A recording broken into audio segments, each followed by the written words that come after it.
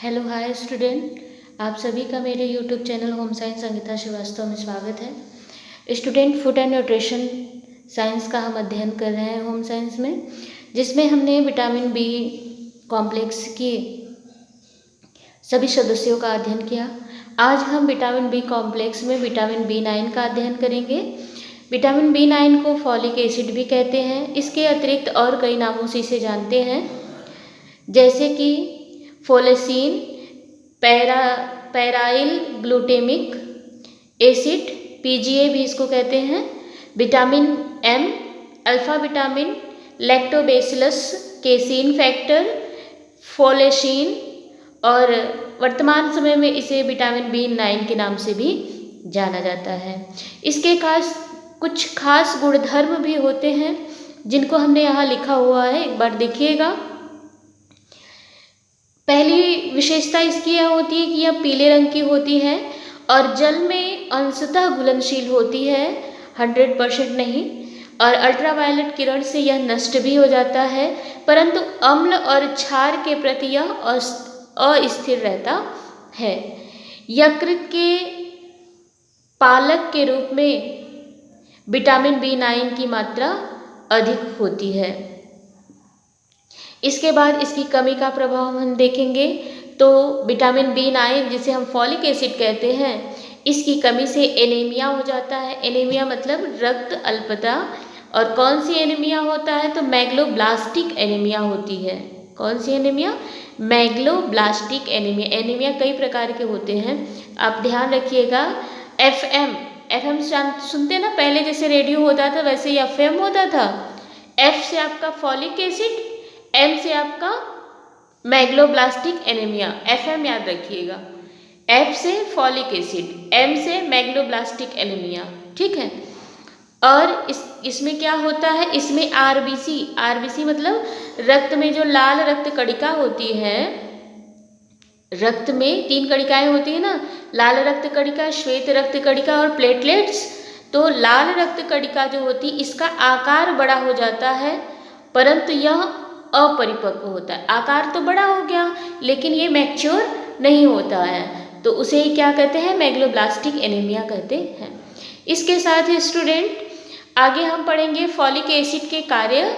Folic acid के कार्य पहला यह होता है कि विटामिन B9 जो होता है, पेरिफाइसिन रिंग का निर्माण करता है। पेरिफाइसिन रिंग करता क्या है? हीमोग्लोबिन के निर्माण में यह सहायक होता है, ठीक है। तो सीधे सीधे आप समझिए कि फॉलिक एसिड हीमोग्लोबिन के निर्माण में सहायक होता है, उसमें भी किसके? पेरिफाइरिन के, ठीक है। इसके बाद इसकी कमी का प्रभाव पढ़ेंगे। इसकी कमी से, फॉलिक एसिड की कमी से मैग्लोब्लास्टिक एनीमिया तो होता ही है, इसके साथ ही साथ न्यूरल ट्यूबलेट डिफेक्ट होता है, NTD इसको कहते हैं। यह गर्भावस्था से 1 माह के शिशुओं में होता है। इसमें बच्चों में मस्तिष्क बोन का विकास अवरुद्ध हो जाता है।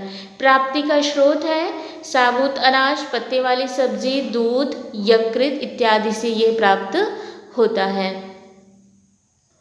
इसके बाद हम विटामिन B12 पढ़ेंगे, जिसे हम साइनोकोबालमीन के नाम से जानते हैं। साइनोकोबालमीन नाम से स्पष्ट हो रहा है। देखिए इसमें कोबाल आया है, कोबाल का मतलब होता है कोबाल्ट, ठीक है। तो यह एक ऐसा विटामिन है जिसमें कोबाल्ट भी पाया जाता है। कितना? तो देखिए यहाँ लिखा है 4 से 5% तक कोबाल्ट पाया जाता है, ठीक है। इसकी संरचना अत्यंत जटिल होती है और यही कारण है कि इसके पाचन में 3 से 4 घंटा लग जाता है। इसकी कुछ विशेषताएं हैं। विटामिन B12 का रंग लाल होता है, अम्ल क्षार में यह अस्थिर होता है। इसकी प्राप्ति के लिए बताया गया कि यह वानस्पति जगत से और प्राणी जगत से दोनों से प्राप्त नहीं होता है। वनस्पति जगत से ये प्राप्त नहीं होता, लेकिन प्राणी जगत से प्राप्त होता है। और विटामिन दोनों जगत से प्राप्त होते थे, लेकिन ये किससे प्राप्त होता है? प्राणी जगत से प्राप्त होता है। सूअर के लीवर में बकरी की चर्बी से ये अच्छी मात्रा में प्राप्त होता है। इसके कार्य को बताया गया तो रेड ब्लड लाल रक्त कणिका जो होती है इसके निर्माण में यह सहायक होता है। इसके साथ साथ कार्बोहाइड्रेट, प्रोटीन और वसा के पाचन क्रिया में भी यह सहायक होता है।